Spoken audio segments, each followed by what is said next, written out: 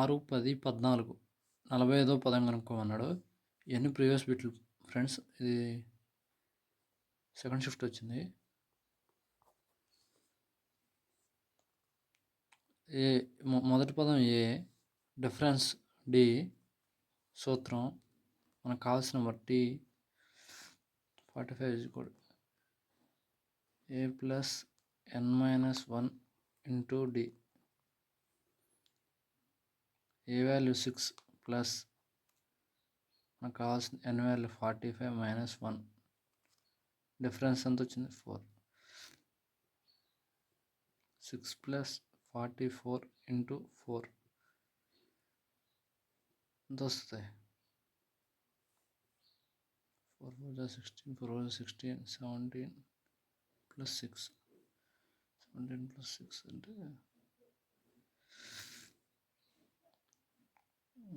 176 plus 6 12.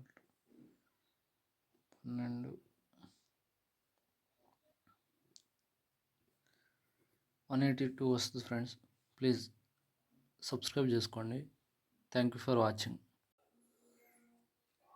ఈ Roman నెంబర్స్ని calculate చేశాడు, add చేయమన్నాడు. ఇది మనకు కంపల్సరీ గుర్తుండాలి. ఈ ప్రాబ్లమ్స్ రిపీటెడ్ వస్తున్నాయి ఎగ్జామ్లో.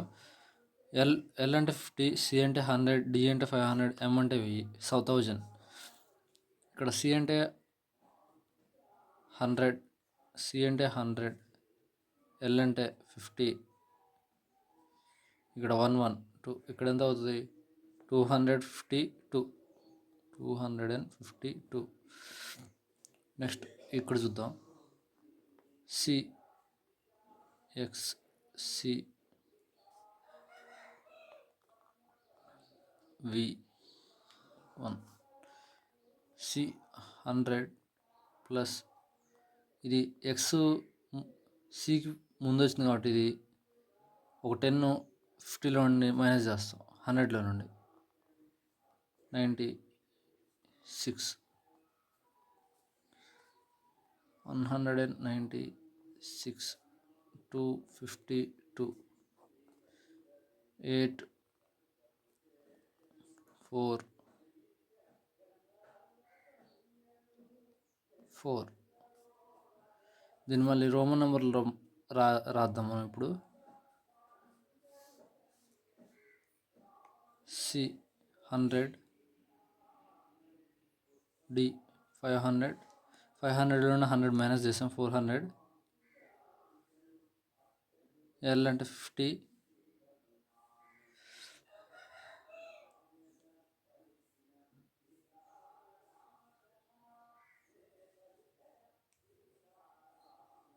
$8.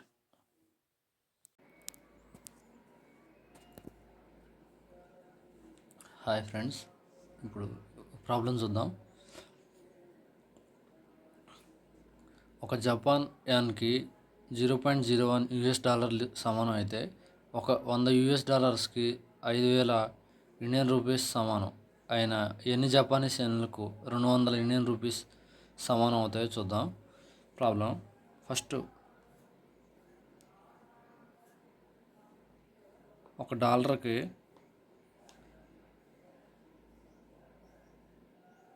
100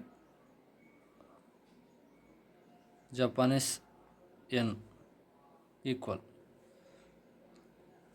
ఎందుకంటే ఇక్కడ ఈ ప్రాబ్లంలో 0.01కి 1/100 వేస్తే ఇటు సైడ్ 100 జపానీస్ యెన్స్కి వెళ్ళి 100 ఇటు వస్తుంది, ఇటు సైడ్ US$ ఇలాగే ఉంటాయి కదా.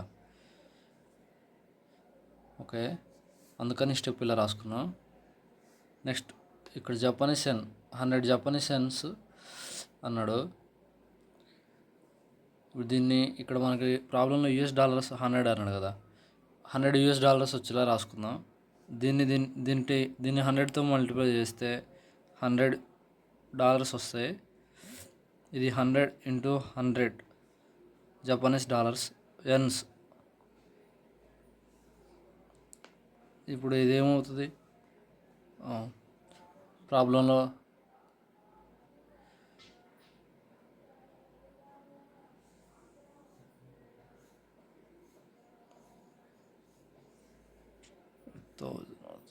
ఈ $100 మన ఇండియన్ 5,000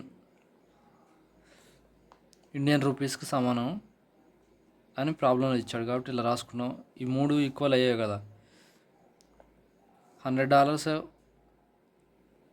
1000 జపనీస్ యెన్లకు సమానం, 5,000 ఇండియన్ రూపీస్కి సమానం. ఇప్పుడు మనకి ఈ రెండింటి మధ్య సంబంధం కావాలి కాబట్టి 2 zeros 2 zeros 1 0 1 0 5 2 yens అయితే 1 ఇండియన్ రూపీ.